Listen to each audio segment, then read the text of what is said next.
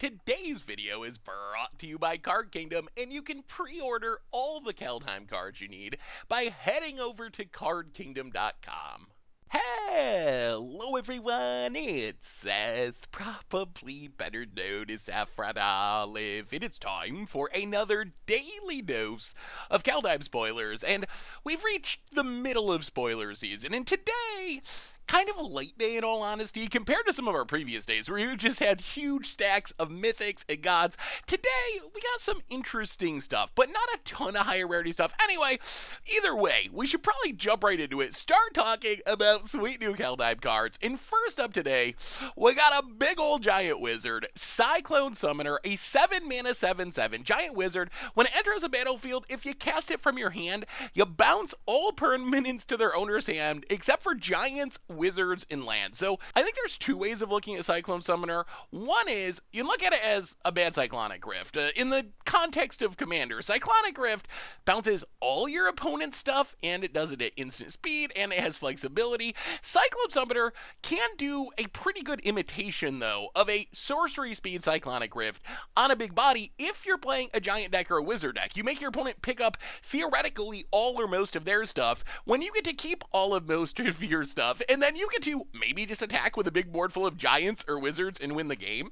The other way to look at Cyclone Summoner, rather than a bad Cyclonic Rift, is as a very upgraded version of mass bounce creatures. Like, we had Slinvada, which kind of does the same thing but costs 10 mana because you gotta kick it. We have Kedrick Leviathan, which only lets you keep the Leviathan itself. We had Thousand Winds, which you gotta jump through some hoops. Cyclone Summoner, I think, especially if you're playing giants or wizards, is going to be way, way better than any of the past options. Like, in theory, the power of this card is you get to keep your board, your opponent doesn't get to keep their board, and you just win the game. So it does have a bit of Cyclonic Rift in it, even if you can't do the instant speed shenanigans.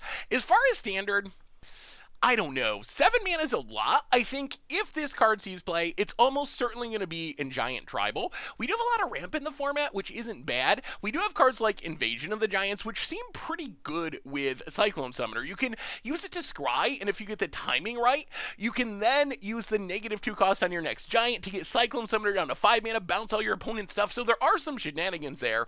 Plus, I mean, we got some decent giants. We have Beanstalk Giant, we have Bone Crusher Giant. Even in Standard, maybe you play like Teamer Giant ramp instead of more traditional Teamer ramp. You play your Bone Crushers, you get down to Beanstalk Giant, then you just Cyclone Summoner, force your opponent to pick up their board, get in one attack with your Beanstalk, Bone Crusher, whatever, kill your opponent on the spot. It seems relatively easy in a giant ramp deck to set this up to deal 20 damage, more or less, if you can build a board of other giants. Of course, the question is that better than just being like, oh, Genesis Ultimatum or Ugin, which are also kind of in the same price range and kind of win the game? I think the playability of Cyclone Summoner in Standard almost exclusively going to depend on how good giants are as a tribe. I don't think Wizards wants it. Wizards are usually more efficient. Commander Wizards, I think it's fine. But in Standard Wizards, I think it's a little bit too much mana. So we'll see. I guess in theory, you could also play this in your Teamer ramp deck, just as like a weird reset button. Like, sure, you're not a giant deck, but maybe a 7 mana 7/7 that buys you a turn by forcing your aggro opponent to pick up all their stuff. Maybe that's good enough to be a sideboard option. The other place where this card, I think, is just a staple is in Commander decks. If you are playing Wizards in Commander, if you're playing Giants in Commander, I think you play this card essentially 100% of the time, and it's probably going to be one of the better top-end threats in your deck.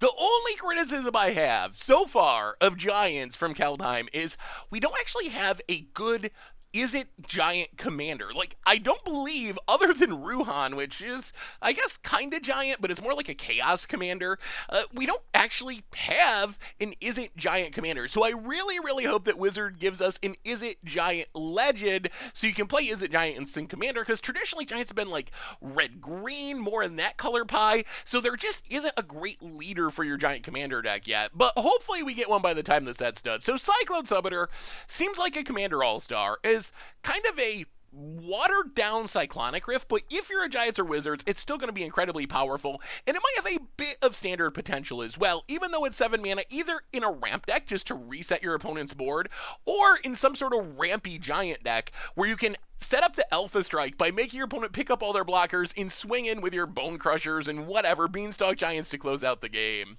We also got a Giant Saga, Battle of Frost and Fire. A little bit of a Game of Thrones reference here, maybe, from Wizards. 5 mana, Izzet Saga. Lore counter 1 deals 4 damage to each non-giant creature in each planeswalker. Then you get to scry 3 with lore counter 2. Then whenever you cast a spell with converted mana cost 5 or greater this turn, you draw 2 cards and discard a card. So this is a saga, and it's really interesting to see how sagas are designed. This is a saga where you get most of the value with the first lore counter. It's really almost an enter the battlefield trigger with this one, is what makes it good. The second lore counter, it's fine. You can scry and then search for something big to cast. Since you can only cast things with converted mana cost 5 or greater to draw cards with the last lore counter, it's going to be hard to cast more than one. You probably can cast a giant. Maybe in the late game you cast 2 giants and you're able to like do a little filtering, but really you are playing this card as a slightly more expensive but better in giants in specific version of Storm's Wrath. It's quite literally Storm's Wrath on an enchantment plus 1 mana, and it doesn't hurt your giants, which, similar to what we were just talking about, you can potentially set up these Alpha Strike situations where you play your Bone Crushers, Calamity Bears, Quakebreakers, then you Battle the Frost. All your giants survive, even though they only have 4 or less toughness. Most of your opponent's stuff is probably going to die. Then you swing in, hopefully win the game with 1 attack. The other reason to be excited about this, or I guess scared of Battle of Frost and Fire, is this seems like an insane sweeper for Yorion decks. Our mana's going to be pretty good, I think, in our future Kaldheim standard format, to the point where I think you can play a Yorion deck that has Izzet mana in it, and if you can repeatedly blink this, it seems absolutely insane. Yorion is 5 toughness, so it doesn't die to the damage. Then you can just, like, Battle the Frost, sweep your opponent's board, then you can, like, Yorion a turn later, Wrath your opponent's board again, potentially, and Yorion's even a CMC 5 or greater card, so worst case, if you don't need to Wrath again, you can wait until that 3rd lore counter, cast a Yorion, which you already will always have because it's your companion, assuming you can pay the 3 to put it in your hand, and get to draw those cards and loot through your deck. So, great giant card. Also, an interesting Wrath because it's an enchantment that opens up blink shenanigans like Yorion. So, I think this card's actually pretty solid, especially for standard. It does need to be in specific decks, though. Those Yorion synergies, those giant synergies, if you're just playing a generic deck, it's basically a worse version, I think, of Storm's Wrath, because you're paying that 1 more mana up front against aggro. That can be really punishing. Sometimes that 1 extra mana is the difference between you being dead and being able to sweep the board and stabilize. So if you're not playing giants, don't have like blink Yorion synergies, I think I'd just go with Storm's Wrath. But with those synergies, Battle of Frost and Fire actually seems like a pretty legit card, almost exclusively based on that first lore counter, and then the 2nd and 3rd lore counter, just a little extra value as you run out the clock. We also got a super spicy Foretell rare, Mystical Reflection, 2 mana instant. Choose target non-legendary creature. The next time 1 or more creatures or planeswalkers enter the battlefield this turn, they enter the battlefield as copies of the chosen creatures. You can foretell it for 1. So this card is really, really unique. We haven't seen a whole lot exactly like this before, but it can do some really fun, spicy things, both to benefit yourself and potentially to hurt your opponent. So example number 1 of using Mystical Reflection. Let's say you have a Beanstalk Giant down. Instead of getting a Edgewall Innkeeper when you cast it, you can Mystical Reflection or Foretell Mystical Reflection, cast your Edgewall Innkeeper. Your Edgewall Innkeeper is going to come into play as a massive Beanstalk Giant instead of a 1/1. So just that is some pretty interesting value.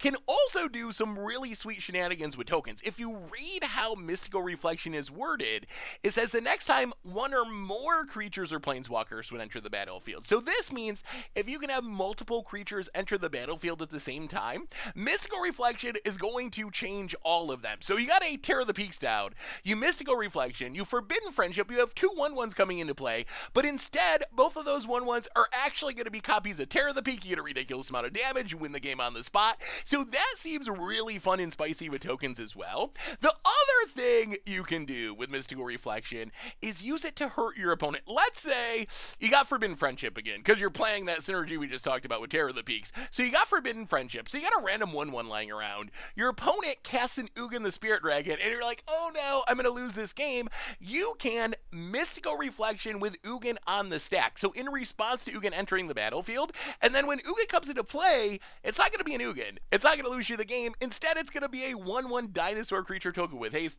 Of course, there is some risk here, and the risk is you can get blown out by removal. Remember, Mystical Reflection, it has to target. So you not only have to target one of your creatures, that creature has to survive Mystical Reflection resolving, and it has to be a non-legendary creature. So if your board is empty, or your creature you're targeting gets killed in response, that fizzles the Mystical Reflection, so keep that in mind. Can also do some fun things if you're trying to get a bunch of the same creature, like maybe you want to try to win with Biovisionary. If you can get down a Biovisionary, Mystical Reflection, and then Spectral Procession, let's say, which normally makes 3/1/1 spirits. Those 3 spirits will all be Biovisionaries, and then you go to your end step and win the game, so some fun jank potential there as well.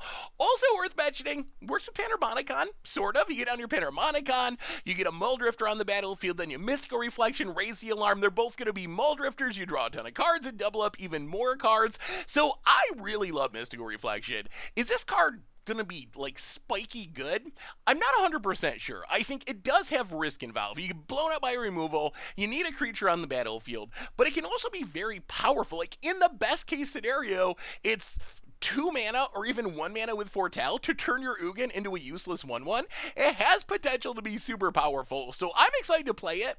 Not sure if this is probably more like a 4 fun card that does really cool things than a top tier card, but it's kind of a blue removal spell just with a lot of hoops to jump to, but with the upside of getting rid of creatures or planeswalkers. We also got one of the more unique sagas that we've seen ever, I guess, Bears of Littjara. So Bears of Littjara, 3 mana Simic Saga. Lore counter 1, it makes a 2/2 Shapeshifter token with Changeling, so it's all creature types. Lore counter 2, any number of target Shapeshifters you control have a base power and toughness of 4/4, and then there's a period, and that is the part of this card that really gets me. Assuming our translation is correct, which people are saying that it is, that means that you are not just turning your Shapeshifters into 4/4s for a turn, you're turning them into 4/4s literally forever. And then lore counter number 3, choose up to 1 target creature, Planeswalker, each creature you control with power 4 or greater, which should be all of your Shapeshifters based on lore counter number 2, deals damage to that permanent and hopefully kills it? It should just kill it. So essentially, if you break down what this card does, step 1 is you get a Woodland Changeling, a 2/2 Changeling creature. It's blue instead of green, but close enough. So you're getting essentially a 2 mana creature out of your 3 mana saga, but then that next lore counter is going to upgrade it to a 4/4. So as long as your Changeling lives a turn, you're going to get a 4/4 for 3, which is kind of good, and then you get the removal spell aspect. The other very interesting part about this card is its ability to allow you to do some really aggressive things. Let's say you're playing Modern, where you have a bunch of 1 mana Shapeshifters, Changelings. You can just flood the board with these really quickly, play Bears, and use Bears to turn all of your 1/1s into 4/4s forever, and theoretically just win the game. Like, Changeling 1-drop into 2 Changeling 1-drops into Bears, make a 2/2, and then the next turn, even without any more, you're going to have 4 4/4s on the battlefield on turn 4, which can potentially be really powerful.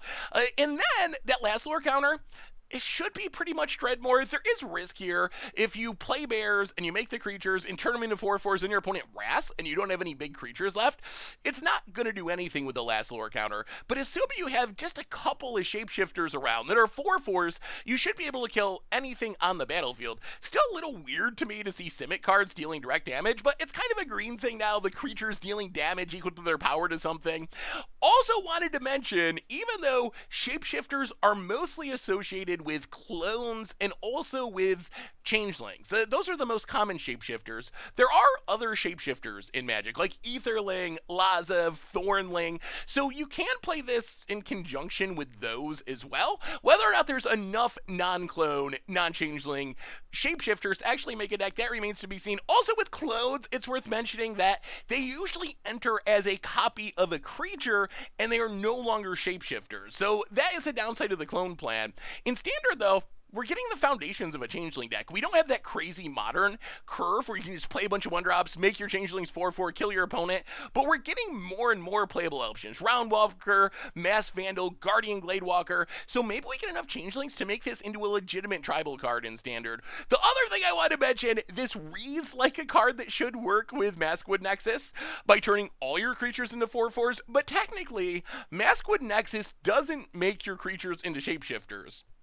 It just makes them all into pseudo-changelings. They all work like changelings by being all creature types, but they aren't actually shapeshifters. Yes, you can use them together thanks to Maskwood Nexus making shapeshifters. So it works with the pay 3, make a 2/2 shapeshifter part, but it doesn't turn all your creatures into shapeshifters. So just want to make sure that was clear. But I really like Bears of Littjara.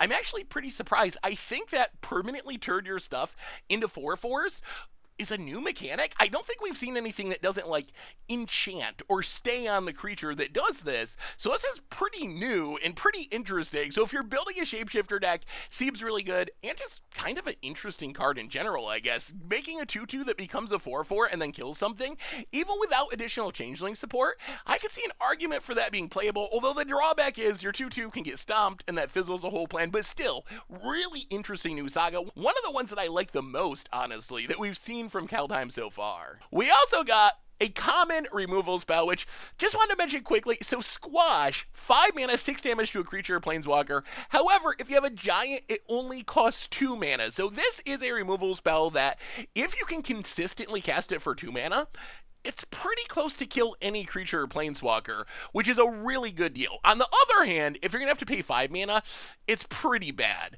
But maybe Giant Tribal is a thing. If you're a deck that's probably going to have a Giant all the time, then I think Squash is in the conversation. Maybe for the main deck, worst case in the sideboard, because at 2 mana, Squash is actually very, very efficient for what it does. Sticking with the lower rarity stuff for a minute, Karfell Forerunner, 2 mana, 1/3 blue card that taps to add a mana only for instant sorceries for tell cards.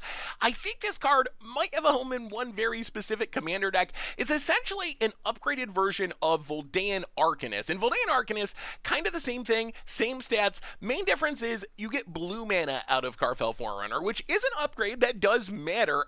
And I guess maybe you foretell something with it, which is a very slight upgrade. But I think that this is a card that goes into Kaza Royal Chaser commander decks. That is the one deck in all of Commander where Voldaean Arcanist is like a pseudo staple. It's a wizard and your commander cares about spells. It wants you to ramp into big spells.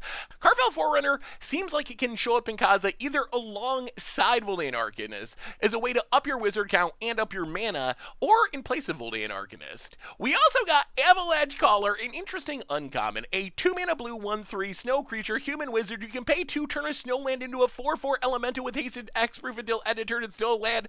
The exciting part about this card is maybe it can allow for some sort of snow aggro deck. Like, let's say you slam Avalanche Caller on turn 2, turn 3 you make your land drop, you can pay 2 mana to turn your untapped land into a 4/4, smash your opponent. That's a pretty aggressive start. Like, you're hitting your opponent for a bunch of damage. The only drawback is there's some big 3-drops in Standard, with the biggest problem being Lovestruck Beast, being a 5/5. Once your opponent gets down the Lovestruck Beast, sure, it's great that your opponent can't just kill your land with a removal spell because of hexproof, but if your opponent's got a 5/5 like Lovestruck Beast or a huge Egon on the battlefield, what good is turning a land into a 4/4 really? So that's kind of my concern. I think it has potential to be powerful, but I don't think it lines up well enough with the format to really see much play in Standard. We also got Jaspera Sentinel. Wanted to mention it for one reason, and that is we've seen cards like this. 1 mana creature that taps another creature to add a mana. So essentially like a Birds of Paradise, but you gotta tap 2 creatures.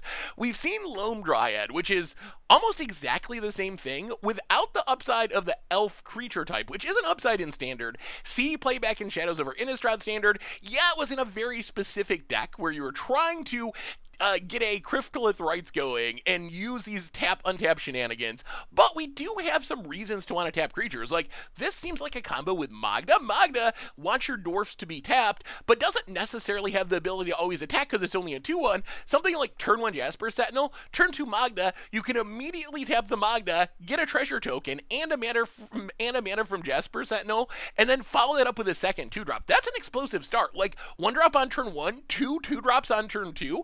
that might be enough to be the foundation of a standard deck. Is it consistent enough? Is it powerful enough? We'll have to see, but that's a fast start. That's like a Burning Tree Emissary start in Historic, enabled by Jaspera Sentinel Magda in Standard. Also worth mentioning, it's an elf, so that's the other place it could see play, is we don't have a Llanowar Elves. We don't have an Elvish Mystic in Standard, no 1-mana Elven Mana Dork. Maybe Jaspera Sentinel ends up filling that role, even though it is much, much worse than a real Mana Dork. Still, if you care about the creature type and you just want to make a bunch of mana, Jaspera Sentinel can kind of get the job done, tapping the elf tokens from Elvish Warmaster or whatever. Otherwise, Shepherd of the Cosmos, kind of a fun one, like a mini Sun Titan essentially. 6 mana 3/3 flying. When it comes into play, you can return a permanent, convert a mana cost 2 or less from your graveyard to the battlefield.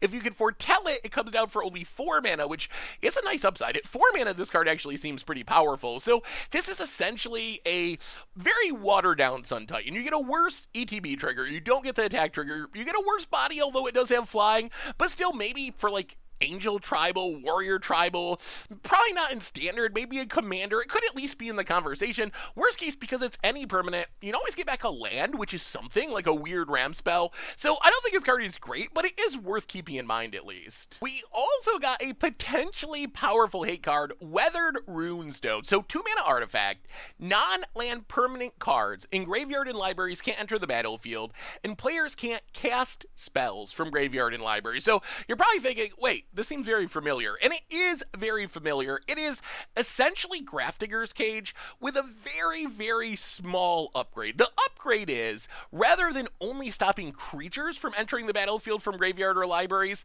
it stops any non-land permanent from entering the battlefield from graveyard or library. So you're paying 1 more mana to get a Grafdigger's Cage with a little bit of an edge, because Grafdigger's Cage does like 95% of what Weathered Runestone does and costs 1 mana.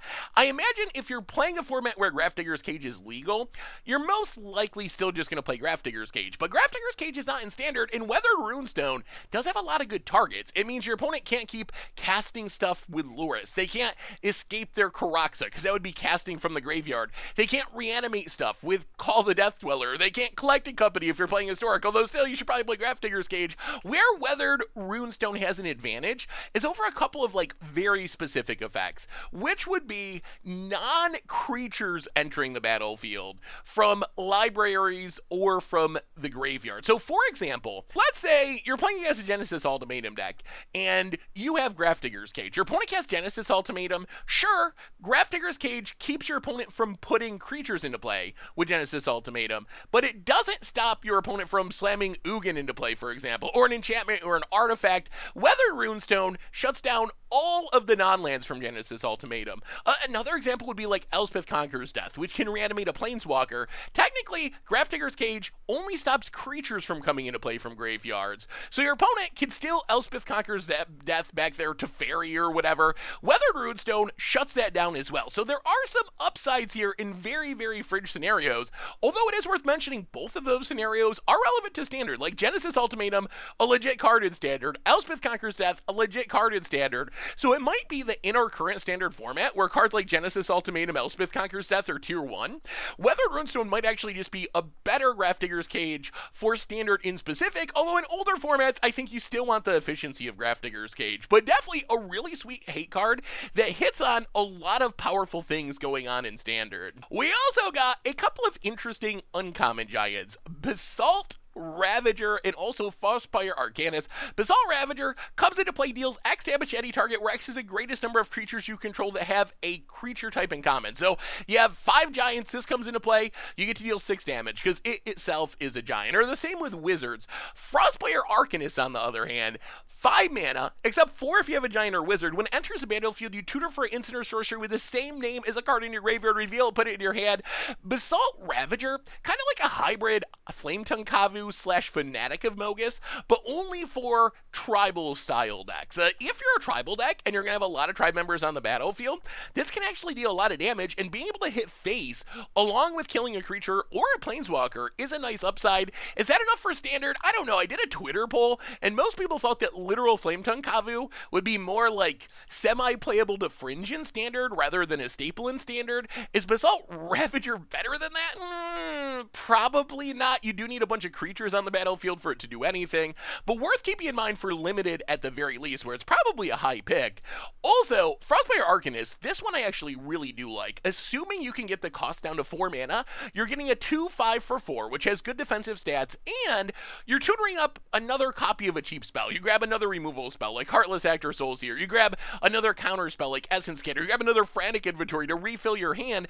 So I feel like as a efficient tutor, it's going to be powerful. The drawback is, of course, the card doesn't do anything in Commander, really, because you can only tutor up duplicate copies of the card. Frostbite Arcanist is worded in a way where it essentially does nothing unless you have some really weird scenario where you can, like, target a card in your graveyard with it and then somehow shuffle an extra copy into your deck. I don't even know if that's possible, honestly. So no real Commander or Brawl potential, but I think in something like Wizards and Standard, or maybe even in Historic, possibly Giants as well, this can be a very powerful effect. A 4-drop with decent defensive stats that ETB draws you a card isn't the end of the world, and tutoring up the right card you need, even with the restoration of already having to have drawn a copy and got it in your graveyard, that's better than just drawing a card. So keep these ones in mind.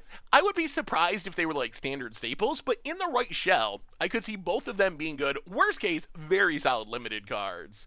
Otherwise, we got a lot of draft chaff today. This is probably the biggest draft chaff day we had. Not to come down on any of these cards, but they're just not stuff that I think is gonna see play for the most part in constructed formats. Like, Dual Strike's kinda cool, another way to copy a spell.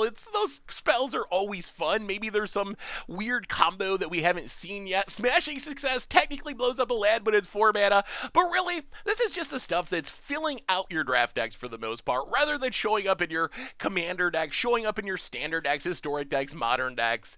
Anyway, that brings us to the end of our daily Kaldheim spoilers for today. So what do you think about all these sweet new cards? How good is Bears of Littjara, our new Shapeshifter saga? What about Mystical Reflection? That card is so unique. Can I actually see play, or is it just kind of a for fun thing? Battle of Frost and Fire, is that a giant card? A Yarion card? Something else? What do you think about all the random commons and uncommons? A Giant Cyclone Summoner, can that show up in standard, or is that just for Wizard and Giant Commander decks? What about Weathered Runestone? Can that beat out Grafdigger's Cage in older formats, or is it just for standard?